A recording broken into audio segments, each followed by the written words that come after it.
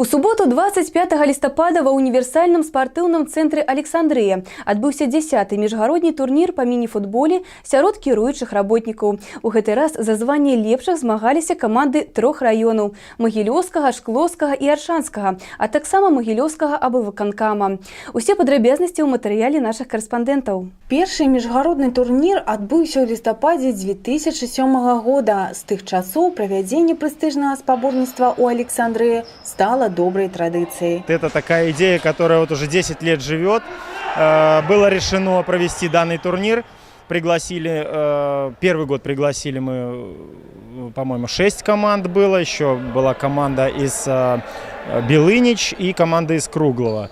Но вот на данный момент осталось 4 команды, которые каждый год на протяжении 10 этих лет приезжают, участвуют в данном турнире. То есть турнир такой скоротечный, буквально 6 игр, 2 тайма по 10 минут. Все успевают получить удовольствие от игры в футбол, то есть эмоции переполняют здесь. За время турниров приезжала, участвовала и команда еще у нас министерства, 1 год участвовал.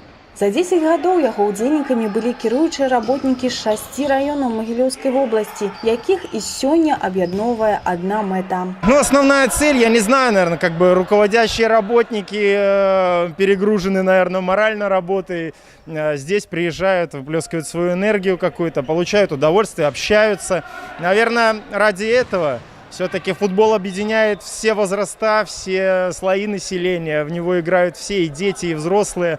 Поэтому такой вид, вот, который не оставляет равнодушными наших руководителей. Пасля урачыстага адкрыцця турніру і прывітальных слоў старшыні раённага савета дэпутатаў Александра Давыдовича удзельнікі выйшлі на паркет для того, каб вырашыць, хто ў 2017 годзе годны звання лепшай каманды. Гульня была даволі напружанай і эмоцыянальнай. Турнир проходит среди руководящих работников, то есть именно руководители, то есть должны своим примером показывать, что надо заниматься спортом.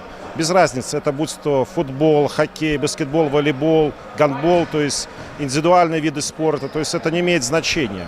Но если руководство занимается, то, соответственно, надо брать пример и другим, соответственно, и чтобы развивать спорт, физическую культуру, как на собственных территориях, на территориях своих городов, районов, ну и в целом по Республике Беларусь. Мы уже не первый год традиционно участвуем в турнире, и я хочу сказать, что год от года турнир становится более напряженным, победы даются все с большим трудом, появляются новые лица, молодежь подтягивается.